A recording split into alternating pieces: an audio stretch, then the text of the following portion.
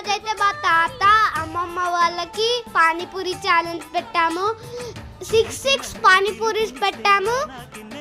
ఇప్పుడు చూద్దాం ఎవరు ఫాస్ట్గా తింటారో చూసేద్దాం.